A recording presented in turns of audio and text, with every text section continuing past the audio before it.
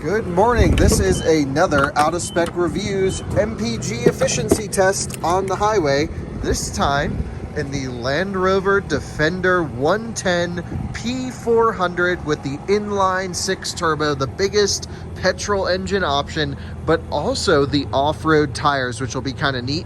And this is part of our cold weather efficiency test. It's about 10 degrees Fahrenheit out here. We're just topping the car up with premium fuel.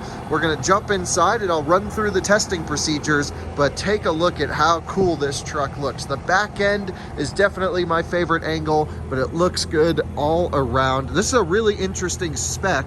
This is a Tasman blue over white roof 110 SE, which is the entry-level Defender for the US market, and it has really not too many options. It's got all the off-roady stuff, so it's got the locking rear diff and all the terrain response and the towing package, but no extra leather, no sunroof, nothing like that. So let's fill this thing up and we'll talk about the test procedures.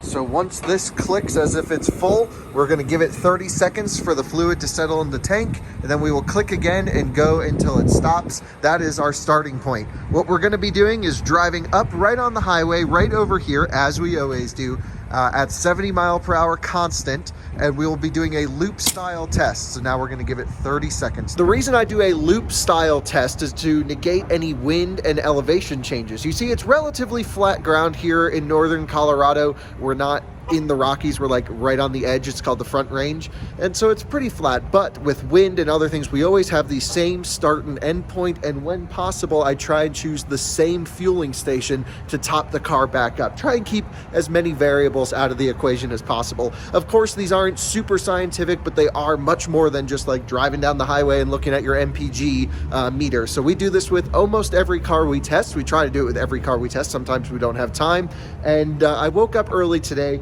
I really love this Defender 110, so much so I kind of want to place an order for one and use one as a long-term tester here for Out of Spec Reviews. I think that'd be kind of neat. A company purchased one. We don't have to say nice things because Land Rover gave us the car, basically. I genuinely like it.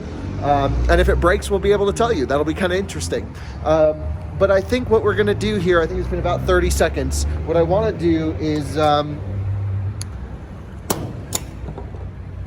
right, now we are fully topped up. So let's jump in the car and go through the testing procedures and jump on the road for the 70 mile per hour loop style highway efficiency test here in northern Colorado. So over my few hundred miles of driving this car this week, I think I've averaged, somewhere around 13 miles per gallon, but we also had it up in the mountains doing a whole bunch of fun stuff with it. So let's see what we get on this test. Right now I have the car off because I don't want to waste any fuel idling. Normally we talk about this outside, but it's really cold. It's like 12, 13 degrees. So this will go into our cold weather tests.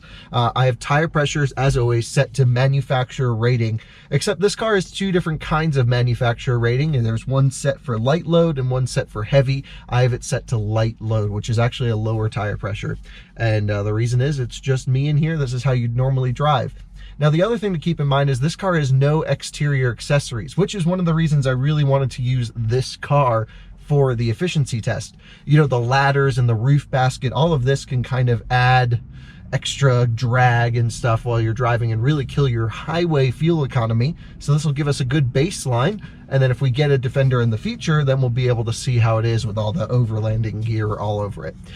Anyway, what we're going to do is, as always, no heated steering wheel, no heated seats. Yikes, I know. But I did warm everything up on the way over here. I choose a fueling station that's far enough away from my home where all the cars reach operating temperature, and I drove 8 miles on the highway at 80, 85 miles an hour. So everything's nice and toasty on the car, which is what we want. And we're ready to rock and roll. We got a fuel tank full. We're gonna hit start.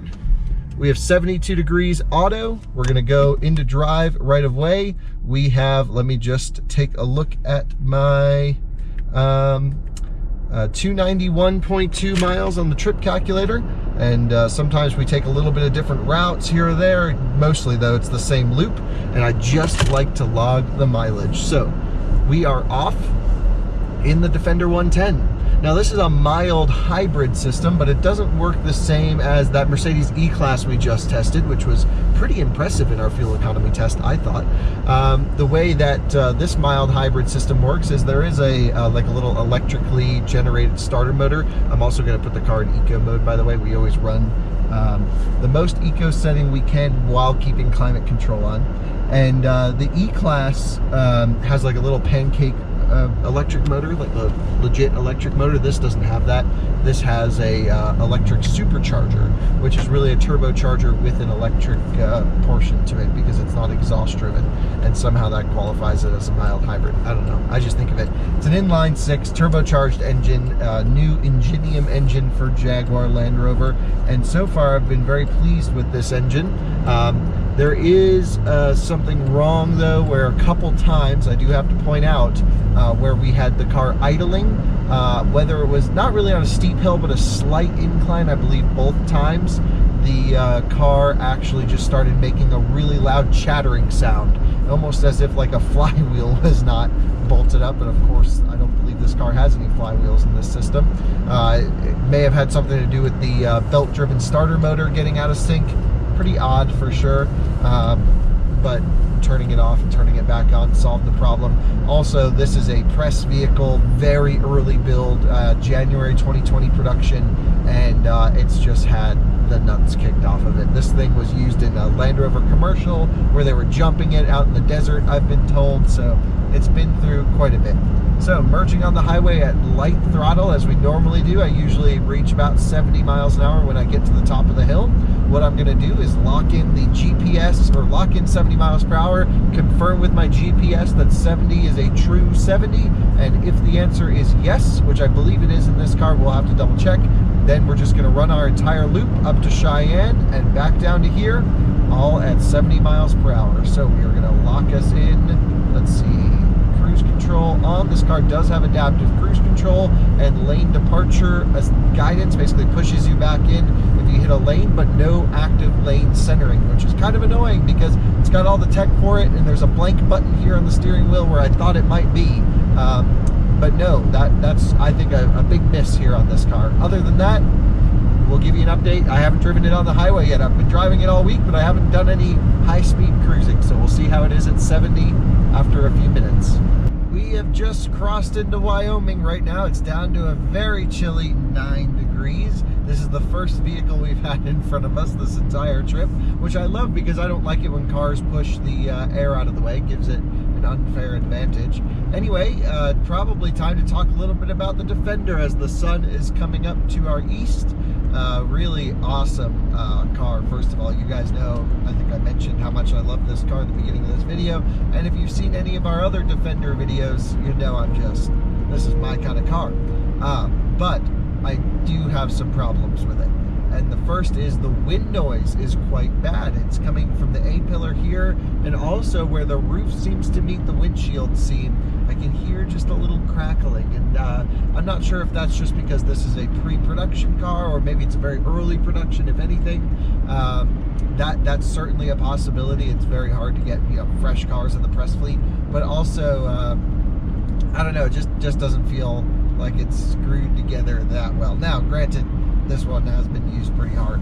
Anyway, the second thing I'm not super into is the ride quality is fine, more than acceptable, but it's not a Range Rover ride quality. And it's a Defender, you shouldn't expect that. But I think I came into this expecting a little bit more on-highway cushiness, and I'm definitely not getting that here. But I think it's more than acceptable. It doesn't deter me away from the vehicle at all. It's a firmer car, and its off-road capabilities. If you haven't watched our Land Cruiser versus Defender video, I don't know if it hasn't gone up yet, but basically when you see that video pop up, please click it, because we had so much fun exploring, adventuring with this and the 200 series Land Cruiser Heritage Edition. Anyway, yep, super good. We'll hit exit 7 up here as we always do, flip around and merge back on our way to Colorado. We are just arriving to our exit 7 turnaround point. I've just kicked it off cruise control. It's the first time we've come off 70 miles an hour. We really had the perfect run up here, perfect to our testing conditions that I like to see. So what we're going to do is coast down through here. I love this interchange. I say this every time because we don't actually ever have to stop. As long as there's no oncoming cars, it's just a free-flowing 2 left turns, which is so neat that you can just kind of cruise all the way around. Look at this. Just go and go. It's super neat. And we'll do the same thing, gentle merge back on the highway. Not that we're trying to keep the engines out of boost, it's just I try and merge on kind of at the same rate in every car, because this can be a huge variable that I have control over. So I try and do about the same acceleration level on every off-ramp, and then we'll have a beautiful sunrise on the way back, lighten up the Rocky Mountains. You'll see that on the right side of the car as we head in towards Colorado. Absolutely gorgeous out here. We are lucky to live in this part of the world. It is so pretty. We are now back in beautiful Colorado for a gorgeous sunrise. I have the hiccups, so apologies in advance if that happens. Nothing I can do about that, unfortunately. But definitely have a little bit of side wind on this trip. It's very minor, less than 3 or 4 miles an hour, but you can definitely feel it just occasionally nudge the car. So not optimal conditions for a MPG test. I'm very curious as to what the Defender will do, because it's out of boost. This inline 6 seems to be pretty efficient, and it's just an awesome cruiser. Keep hiccuping. Sorry, I'm just gonna wait till we get to the gas station. But everything is good in here. Super comfortable, jamming away to some tunes, hiccuping, and just loving the drive in the Defender. Here we are exiting off at the exit where we started. Man, I could just drive this thing all day long. These hiccups won't go away either. So coming off the highway, what we're gonna do is get over to our same fuel pump that we used, shut the car off as soon as we arrive, and then pump it all the way back up to a full tank, let it settle, do the 30-second thing, plug it all the way back in, or should say fill it all the way back up again, and then we'll calculate the efficiency based off of how many miles we drove and how many gallons of fuel we used. Thankfully, it's the exact same temperature as when we left. Well, it's 12 degrees. I think it was 11 when we left, but nearest makes no difference. So the fuel density should be about the same. And unfortunately, it looks like the same fueling pump that we used is taken. Actually, maybe not. Maybe not. It's not. Cool. We can use the same station. Let's do it. Perfect.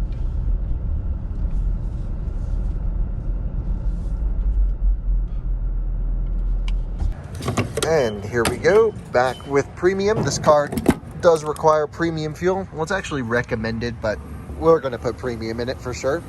And let's see how many gallons it takes. Still, our top performer is the Nissan Sentra SR, and I think our top performer for SUVs is the Volvo XC90 T8.